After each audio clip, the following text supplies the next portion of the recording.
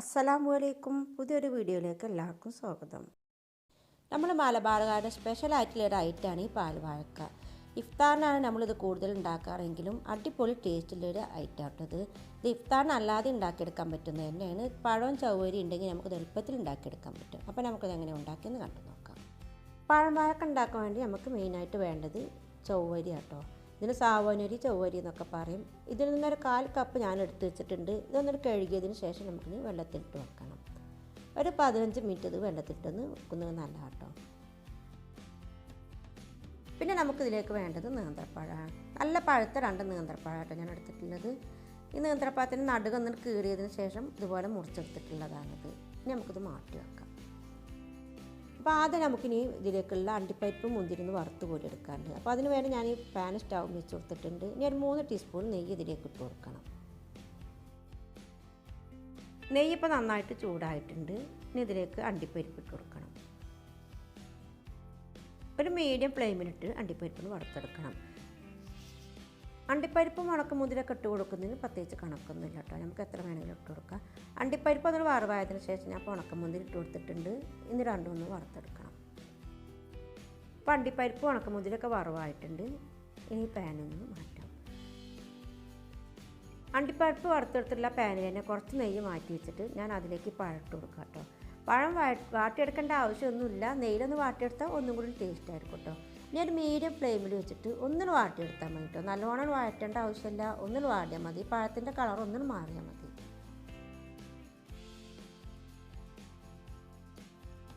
ഇപ്പോൾ പഴമായിട്ടുണ്ട്. ഇതുപോലെ വാട്ടിയെടുത്താൽ മതി. ഇനി ഈ പാനോട് കൂടി തന്നെ സ്റ്റൗ ഒന്നിന് മാറ്റാം. ഇനി നമുക്ക് വെള്ളത്തിലിട്ട് വെച്ചിട്ടുള്ള സാവോനരി ഒന്ന് വേവിച്ചെടുക്കാനുണ്ട്. അപ്പോൾ അതിന് വേണ്ടി 1.5 കപ്പ് വെള്ളം ഞാൻ ഈ സോസ് പാനിലേക്ക് ഒഴിച്ച് കൊടുത്തിട്ടുണ്ട്. ഇനി വെള്ളം നന്നായിട്ടൊന്ന് വെട്ടിത്തിളക്കട്ടെ. ഇപ്പോൾ വെള്ളം നന്നായിട്ട് തിളച്ചിട്ടുണ്ട്. ഇനി നമ്മൾ കഴുകി വെച്ചിട്ടുള്ള സാവോനരി ഇതിലേക്ക് ഇട്ട് കൊടുക്കണം.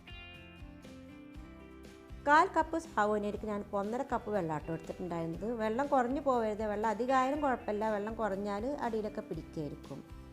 ഇനി സാവോനരി നമുക്കിന് വേവിക്കാനുണ്ട്. ഇത് വെന്തിട്ട് ഇതിൻ്റെ ഒരു ഗ്ലാസ് പോലെ ഒരു ക്രിസ്റ്റൽ പോലെ ആവട്ടോ. അതുപോലെ ഇത് വേവിച്ചെടുക്കണം.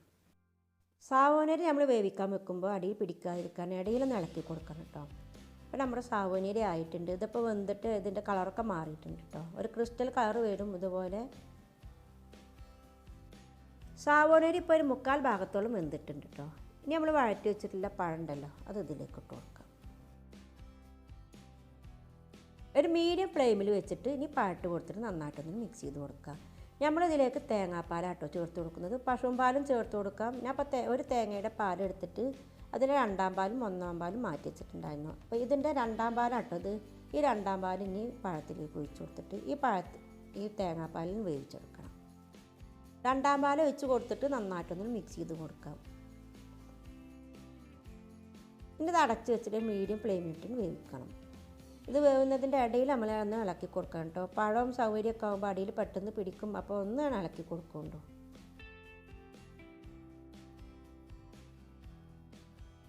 പഴട്ട് കൊടുത്തിട്ട് ഒരു 20 മിനിറ്റ് ഒരു മീഡിയം ഫ്ലെയിമിൽ വെച്ചിട്ടുണ്ടായിരുന്നു. ഇതിൻ്റെ ഇടയിൽ ഇളക്കി കൊടുക്കുകയും ചെയ്തിട്ടുണ്ട് കേട്ടോ. അപ്പോൾ നമ്മുടെ പഴവും സൗകര്യമൊക്കെ ആയിട്ടുണ്ട്.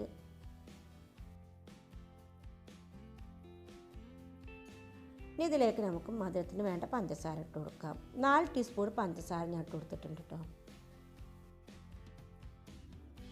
ഇനി ഏലക്കായ പൊടിച്ചത് 1/2 ടീസ്പൂൺ ഇട്ട് കൊടുക്കാം. പിന്നെ ഒരു 1/4 ടീസ്പൂൺ ഉപ്പിട്ട് കൊടുക്കണം.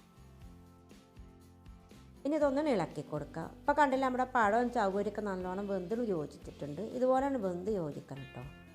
ഇനി നമുക്ക് ഇതിലേക്ക് തേങ്ങയുടെ 1ാം പാൽ ചേർത്ത് കൊടുക്കണം. ഇനി ഇതിലേക്ക് നമ്മൾ 1ാം പാൽ ചേർത്ത് കൊടുക്കുകയാണ്. 1ാം പാൽ ചേർത്തതോട് കൂടി തന്നെ ഫ്ലെയിം ഓഫാക്കാം കേട്ടോ. പിന്നെ തിളപ്പിക്കരുത്. പാൽ ഒഴിച്ച് കൊടുത്തിട്ട് ഞാൻ ഫ്ലെയിം ഓഫാക്കി വെച്ചിട്ടുണ്ട്. ഇനി ഒന്ന് ഇളക്കി കൊടുക്കാം. നമ്മൾ പാൽ ഒഴിച്ച് കൊടുക്കുമ്പോൾ ഒന്ന് അഴഞ്ഞിട്ട് വേണം കേട്ടോ. പിന്നെ തണുത്ത് കഴിയുമ്പോൾ കട്ടിയാവും. അപ്പോൾ അതിനനുസരിച്ചിട്ടൊന്ന് അഴഞ്ഞിട്ട് വേണം കേട്ടോ. അപ്പോൾ നമ്മുടെ പാൽവാഴക്ക ആയിട്ടുണ്ട്. ഇനി നമ്മൾ നെയ്യിൽ വറുത്ത് കോരി വെച്ചിട്ടുള്ള അണ്ടിപ്പരിപ്പ് മുന്തിരി ഉണ്ടല്ലോ അത് ആ നെയ്യോട് കൂടി തന്നെ ഇതിലേക്ക് ഇട്ട് കൊടുക്കാം. ഇപ്പോൾ നമ്മൾ അടിപൊളിയായിട്ടുള്ള നല്ല ടേസ്റ്റുള്ള പാൽവാഴക്ക റെഡി ആയിട്ടുണ്ട് കേട്ടോ. ഇത് ഇഫ്താറിന് മാത്രമല്ല കേട്ടോ. വൈകുന്നേരത്തൊക്കെ കുട്ടികൾ സ്കൂളിൽ വരുമ്പോൾ ഗസ്റ്റുകളൊക്കെ വീട്ടിൽ വരുമ്പോഴൊക്കെ എല്ലാവർക്കും ഉണ്ടാക്കി കൊടുക്കാൻ പറ്റുന്ന അടിപൊളിയായിട്ടുള്ള ഐറ്റമാണ്.